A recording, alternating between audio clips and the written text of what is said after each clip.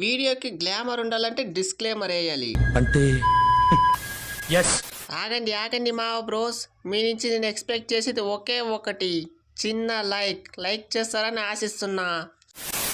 Wow, what a batting. వాళ్ళు కొట్టిన 240+ అయితే ఉఫ్ అని ఊది పడేయిండారు. ఇంకా 1.5 ఓవర్ మిగిలిండగానే కొట్టేసిండారు. సూపర్ బ్యాటింగ్, క్లాసును హెడ్, సూపర్ బ్యాటింగ్. నేనుండగా మీకెందుకు భయము? అపోనెంట్ ఎవరు అనుకుంట్రీ? మన ముంబైయే కదా. ముంబైతో మ్యాచ్ అయినప్పుడు మీరైతే ఏం టెన్షన్ పడాల్సిన అవసరమే లేదు. ఈ హెడ్ అంతా చూసుకుంటాడు. అరే ఓ హెడ్, నాకు డౌటు. ముంబైతో మ్యాచ్ అంటే ఎందుకు పడి ఆడతావు? అసలు నీకు ముంబైకి ఏం సంబంధము? ఎందుకు ఆడుతున్నావు? ఇప్పటి వరకు నువ్వు ఈ ఐపీఎల్ సీజన్లో సరిగానే ఆడతలేదు. స్ట్రైక్ రేట్ కూడా తక్కువే ఉంది. కానీ ముంబైతో మ్యాచ్ అంటే ర్యాంప్ బ్యాటింగ్ ఆడిండవు. అది 30 బాల్లో 70 కొట్టిండవు. ఏం ఎడ్డు ఇది? అదంతా నా పర్సనల్, నేనెవరికి చెప్పాల్సిన అవసరం లేదు. ఒకనికి ముంబైతో మ్యాచ్ అంటే జయ్యన్ లేస్తుంది, ఇంకొకరిని చూసుకుంటే తుస్సని పడుతుంది. ఏం జరుగుతుంది? లాస్ట్ ఇయర్ అయితే ఫ్రీగానే వికెట్ ఇచ్చేసా, ఈ ఇయర్ అయితే వస్తేనే డక్అవుట్. హలో ఇషాన్ కిషన్, నీ గురించే మాట్లాడుతూ ఉండేది. ప్రతి మ్యాచ్ ఆడాలంటే అయ్యల కామెంట్స్ బ్రో. లాస్ట్ మ్యాచ్లో ఎట్లు కొడుతుంది, ఈ మ్యాచ్లో డక్అవుట్. బ్యాలెన్స్ అవుతుంది. ప్రతి మ్యాచ్ ఎవరి వల్ల కొట్టే కయ్యేలా. ప్రతి మ్యాచ్ కాదు, గత 3 సీజన్ల నుంచి ఇదే చేస్తూ ఉండవు. ముంబైతో మ్యాచ్ అంటే చాలు ఎంత ఫాస్ట్గా వచ్చేస్తావో డకౌట్కి. నాకు తెలిసి ముంబైతో మ్యాచ్ ఆడినప్పుడు నిన్ను కూర్చోబెట్టేది బెటరు. ముంబై స్పైగా నన్ను అనుమానిస్తాండవా కమిన్స్ బ్రో? నేను కూడా కాటేరమ్మ కొడుకే కదా, మీలో ఒకనే కదా, నన్ను అనుమానిస్తూ ఉండరా? నేను hurt. Hello my dear Mumbai players, ఏంది ఇది? కష్టపడి సెంచరీ కొట్టినా, మన ముంబై కొట్టిండే స్కోర్లో హాఫ్ ఆఫ్ ద స్కోర్ నాదే.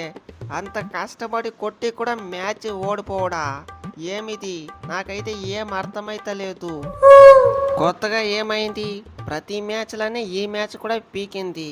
బ్యాట్స్మెన్లు ఆడితే బౌలర్లు ఆడేలా, బౌలర్లు ఆడితే బ్యాట్స్మెన్లు ఆడేలా. ఇంకెక్కడ మ్యాచ్ గెలిచేది? అంటే 243 కూడా సరిపోదంటావా డిఫెండ్ చేసుకునేకి? మన బౌలర్స్ని చూస్తూ ఉంటే 243 ఆడా 300 కొట్టినా కూడా వదిలేనట్లే ఉండరు. ఒక్కొక్కరు హాఫ్ సెంచరీలు కొడుతూ ఉండరు. లాస్ట్కి ఈరోజు బుమ్రా కూడా. ఇట్లయితే యాడ్ గెలిచేది? బుమ్రా బాయ్ బాగానే ఉండవా? ఏం బాగుండేదో ఏమో పో ఆర్తికు. ఒక్కొక్కడైతే కుక్కర్ కొట్టినట్లు కొడుతూ ఉండడు. సరే ఫస్ట్లో ఎడ్డు అభిషేకే కదా, పోతే పోయా అనుకోవచ్చు. లాస్ట్లో ఆ యంగ్స్టర్ సలీల్ అరోరా కూడా కొడుతూ ఉండడు. ఇక్కడ ఉన్నది బుమ్రా అనుకుంటున్నారో వేరే వాళ్ళు ఎవరు అనుకుంటున్నారో అర్థమైతలేదు. ఇలాంటప్పుడే గుండె రాయి చేసుకోవాలా రావు గారు. నువ్వైతే ఏం ఫీల్ కాకో Bumrah bro. Next season comeback ఇద్దాం. ఇద్దాం. నీ బ్యాటింగ్ చూస్తూ ఉంటే కమ్బ్యాక్ ఇచ్చినట్లే ఉందిలే.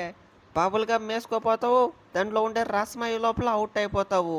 ఇట్లయితే యాడ్ మ్యాచ్లు గెలిచేది? అట్లీస్ట్ బబుల్ గమ్ సైజ్ అన్నా పెంచితే ఇంకొంతసేపు అన్నా ఆడి ఒక 15 రన్లన్నా కొడతావు. పోనీ అదంతా వద్దులే, నీకేమన్నా అంపైర్తో ఇచ్చి పెట్టమంటే చెప్పు, ఒక డబ్బా ఇచ్చి పెడతా. మన అంపైరే కదా. అట్లేం లేదు, కొడతా. నెక్స్ట్ మ్యాచ్ పక్కా కొడతా. మిస్టర్ 360 పవర్ ఏంటో చూపిస్తా. ఇది కాటరమ్మ కొడుకులు అంటే 1-2 వరుస పెట్టి 5 విన్నులు. అది వరుసగా ఏమైనా మ్యాచ్లు ఆడుతూ ఉండరా? Super batting, super bowling. ఇది ఒరిజినల్ కాటరమ్మ కొడుకులంటే. నువ్వు ఇట్లే చూస్తూ ఉండ కావ్య పాప. ప్లే ఆఫ్స్కి వెళ్ళిపోతాం, సెమీస్కి వెళ్ళిపోతాం, ఫైనల్కి పోయి కప్పు కూడా కొట్టేస్తాం. అంతకంటే మహాభాగ్యం ఉంటుందా? అలాగే ఆడండి. ప్లే ఆఫ్స్కి పోయి కప్పు కొట్టి కనపడండి. హలో ఎడ్డు, ఇప్పుడైనా చెప్పొచ్చు కదా నీకు ముంబైకి ఉన్న సంబంధం ఏంటో. ఓకే చెప్తా. అయినా సంబంధం ఉండేది నాకి ముంబైకి కాదు, నాకి రోహిత్కి. ఈ మ్యాచ్లో ముంబై కొట్టింది 243, హెడ్ రోహిత్ 143.